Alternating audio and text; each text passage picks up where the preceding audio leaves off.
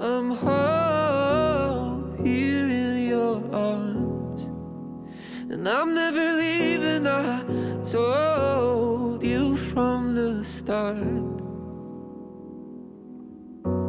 Take me by the hand and I won't let go. Tell me once again what I already know, and forever remember. Hi, this is a follow-up video of one of my previous video, All You Need to Know About DJI Osmo Action 4. Link to that video will be on the top right hand corner. In that video, I had mentioned how much I love the Action 4, but unfortunately it was not a good low light camera, especially when you turn on the digital stabilization with lower shutter speed.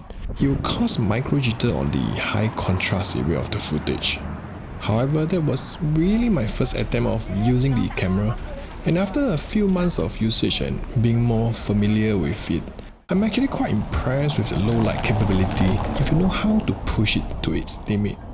This new footages was taken using Osmo Action 4 with Rocksteady Plus on, and it was recorded with my own preset, and I think the result will apply to the latest Action 5 Pro as well, since the new sensor is the same size.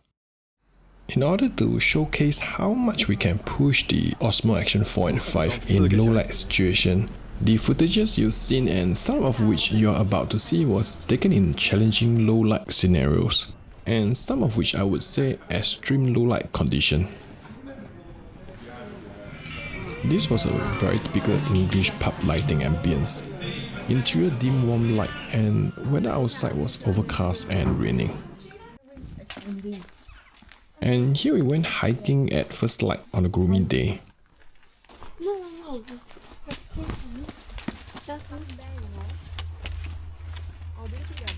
And to make the lighting situation worse, the trees and branches were blocking a lot of early hour light, which was really very soft to begin with. Do take note that the Rocksteady Plus was on for all these footages. 人你自己也是运动，对他好又对你好。Her things that she's not listening.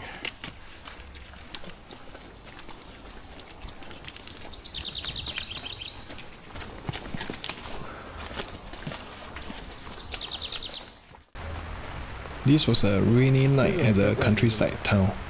Most of the shops were closed with a few street lamps.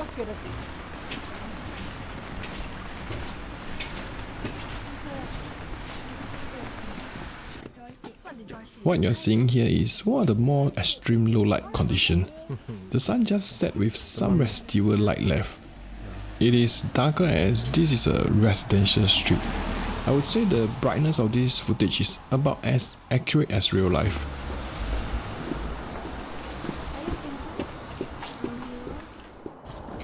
I'm most impressed with this last set of footages, not because it looked the best or it has the cleanest images, but rather how it managed to hold itself in such a low light situation. Here we overrun our hike.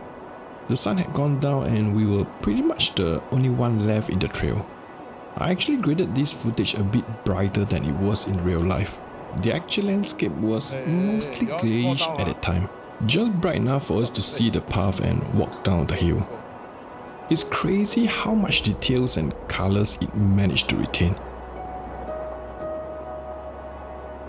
As you can see, the footage get progressively darker as we were losing light by the minutes.